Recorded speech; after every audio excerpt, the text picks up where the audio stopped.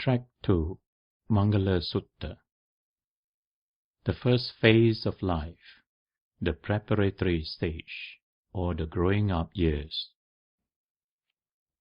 Asevana cha balanang panditanang cha sevana, puja cha puja niyanang etang mangala muttamam.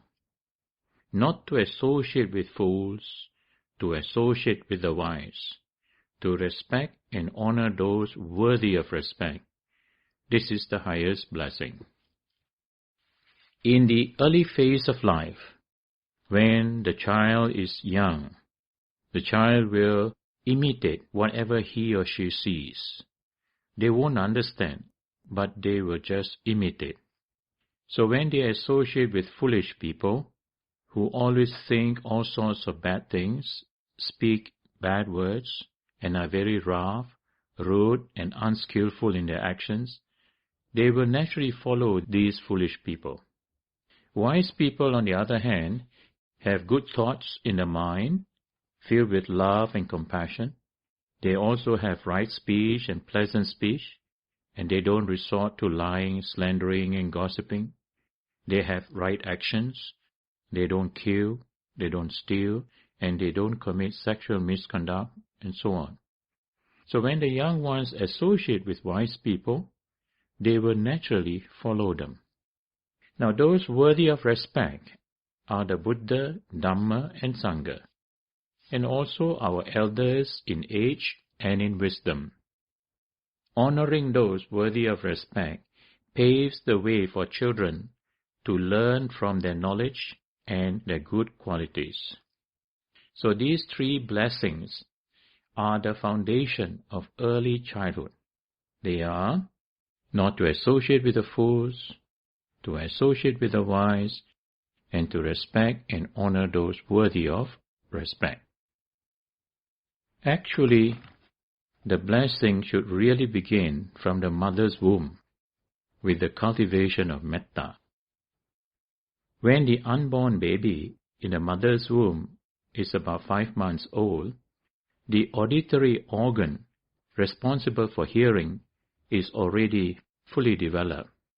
So the unborn child can already hear whatever the mother and father says.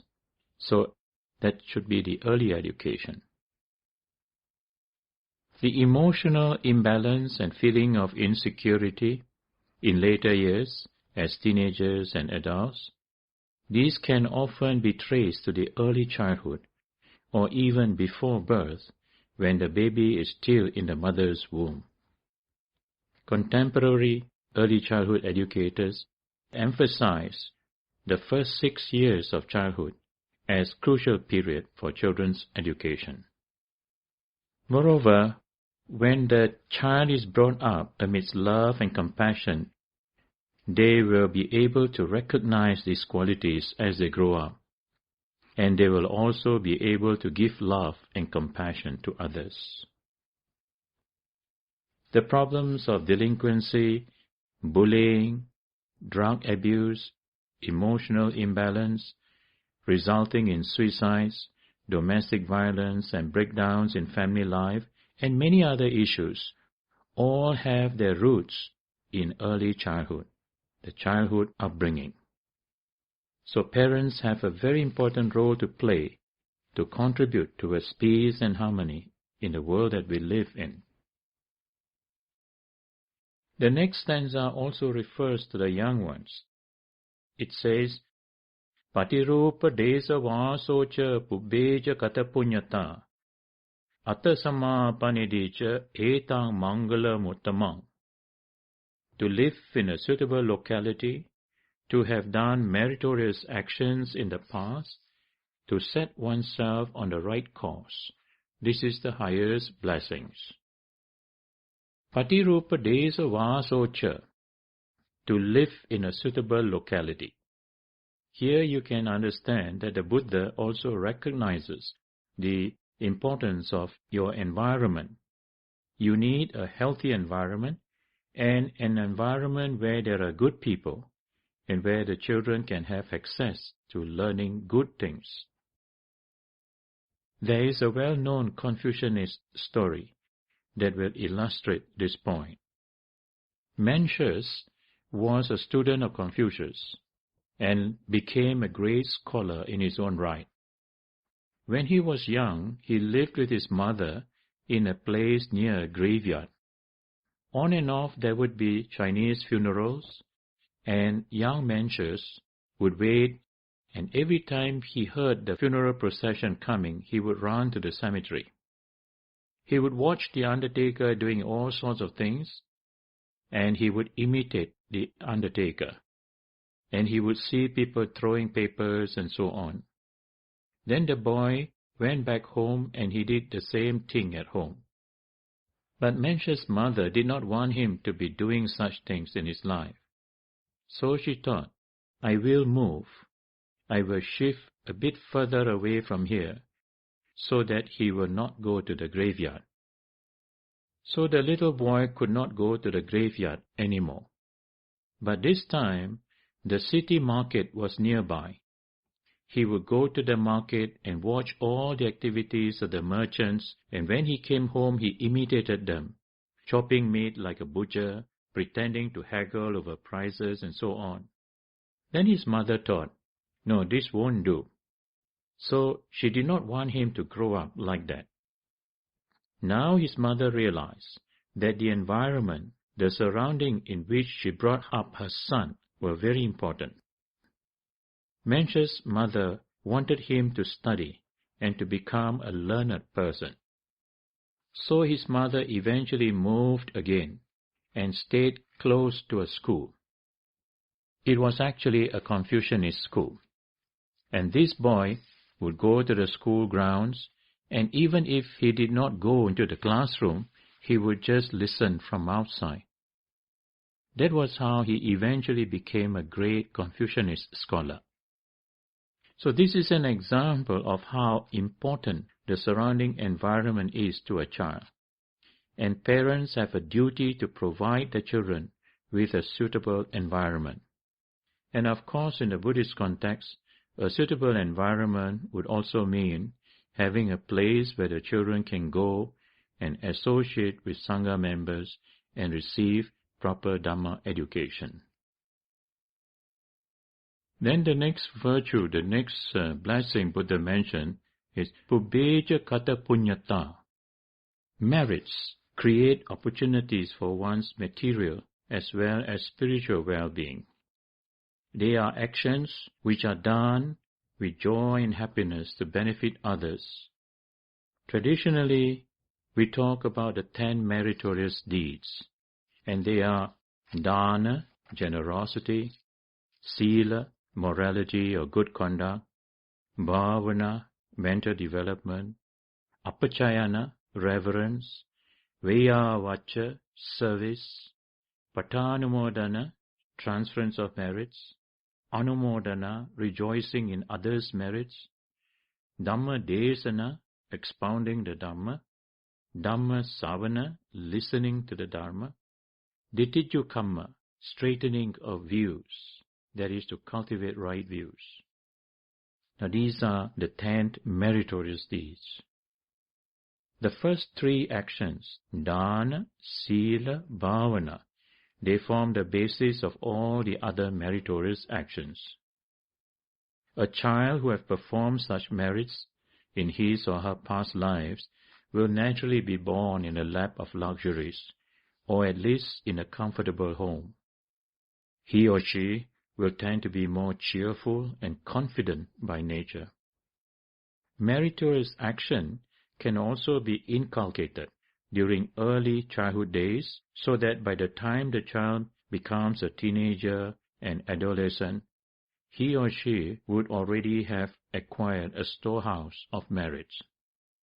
Success in life does not only depend on academic achievements.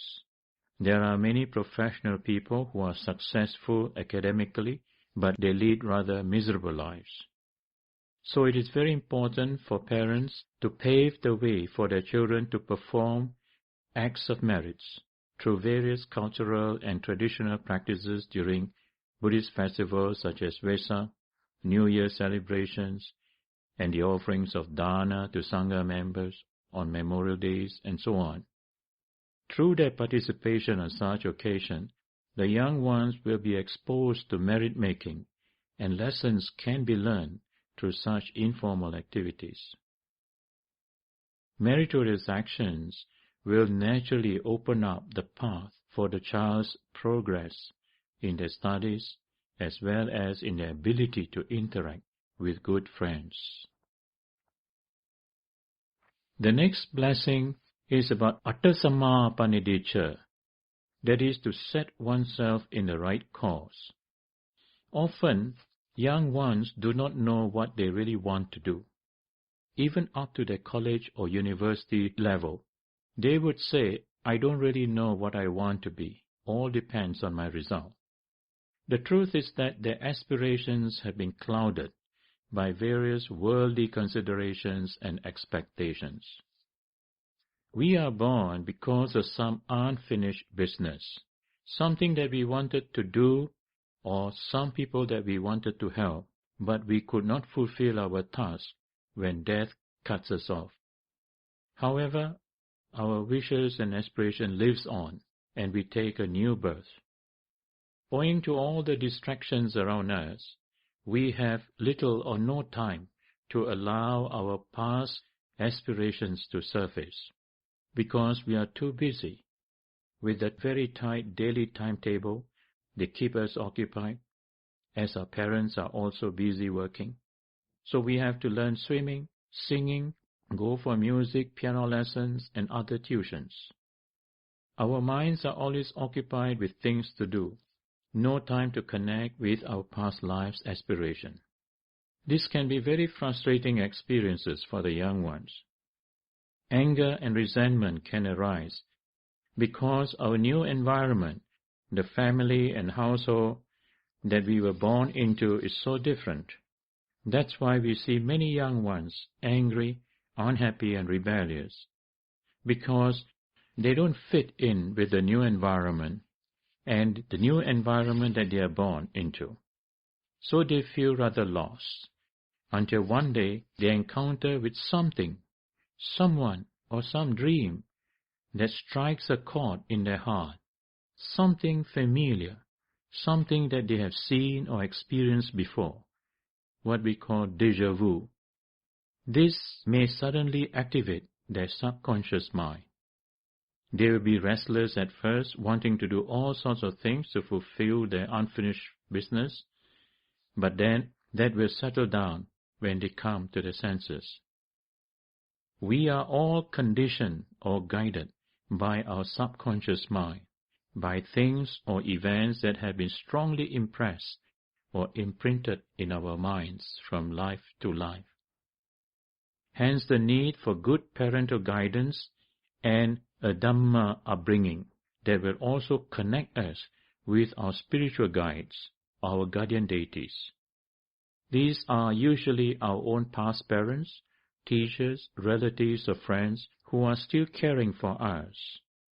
And when this link or connection is broken due to ignorance and skepticism, children may suffer. They may feel rather insecure and sometimes live in confusion. So the sense of direction should come about through proper parental guidance as well as our religious conviction. The Jataka of past life stories of the Buddha and other great masters can provide the inspiration to a more meaningful direction in life. All beings wish to be happy, but there are different sources of happiness. Some derive their happiness at the expense of others' suffering through unrighteous or wrong livelihood.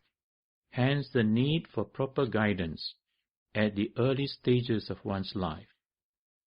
Apart from the Jataka stories, there are also stories about our own immediate relatives, our grandparents, uncles, aunties, and so on, about their failures in life, their successes, and so on, which our parents can share with us so that we can avoid making the same mistakes, thus enabling us to set ourselves in the right course in life. Nowadays, after the final years of our high school, parents will think about their children's future career. They will take them to the career guidance counselor for advice, and they will be told what kind of job is in demand that will make lots of money and also provide good status. But all these advices do not take into consideration of past life's experiences. How would someone who has been a farmer for 500 lifetimes, how would he or she fit into a career such as IT specialist, doctor, engineer, or lawyer? It is not impossible, but it will be very stressful. Moreover, most parents want to see their children become doctor, engineer, lawyer, and so on. They don't think about their sons and daughters becoming monks or nuns. However, if they know what Buddhism is about and what the Buddha taught with regards to our real goal in life, our real purpose to gain Nibbana, to gain our ultimate liberation, then they will be better equipped to guide their children in the pursuit of a spiritual path. So a proper sense of purpose and direction in life is important so that all our efforts and energy will be directed, thus fulfilling our full potentials. The next stage in the Mangala Sutta says that once we have set ourselves in the right course, then comes the learning and discipline. Bahu sasancha sipancha vinayocha susikkito subhasitacha yavacha etang mangala muttamang. Vast learning, perfect handicraft, highly trained discipline, and pleasant speech. This is the highest blessing. Now herein lies the foundation of Buddhist education. 1. Vast knowledge of the arts and sciences and its application. 2. Well-trained discipline. And 3. Proper presentation through courteous and pleasant speech. The word education comes from the Latin word educere, which means to lead forth from the darkness of ignorance to the light of wisdom. From the Buddhist perspective, it would mean to lead forth from suffering to peace. But when we observe the mass of suffering created by well-educated professionals in the fields of warfare and various other activities, we need to question the kind of education that we are receiving. Bahu Satcha means vast learning.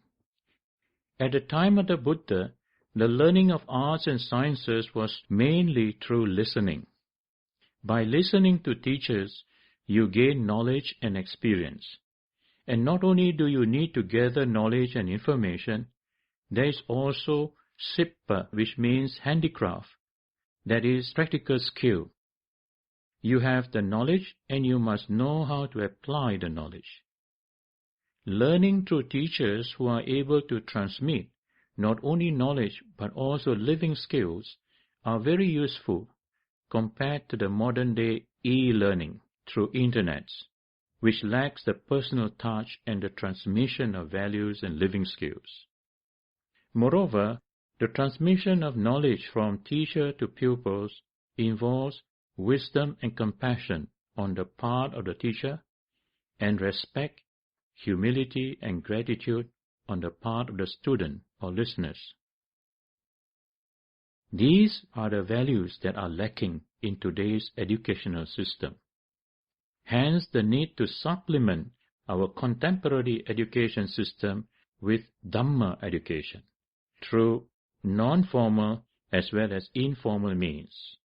During Buddhist festivals such as Vesak and other cultural activities and New Year celebrations, which promote values such as generosity, morality, through the observance of precepts or sila, and rendering of services to others, and many other wholesome qualities that enables us to develop our organizing skills and practice patience, tolerance, understanding, and so on.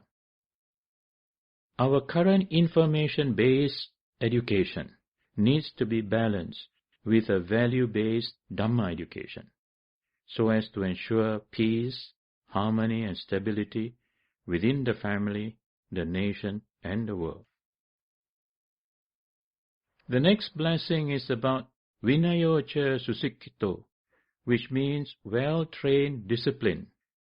Discipline is about self-restraint, restraint in speech and body actions. In other words, as one grows in knowledge, one also needs to grow in self-discipline.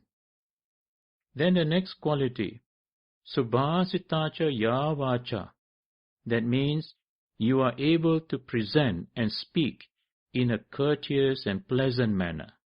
Somebody can excel in the academic studies and become very successful in a career, but if they do not know how to present themselves in a courteous and pleasant manner, but speak very arrogantly, using harsh and impolite languages, then their lives, their knowledge would not be so useful.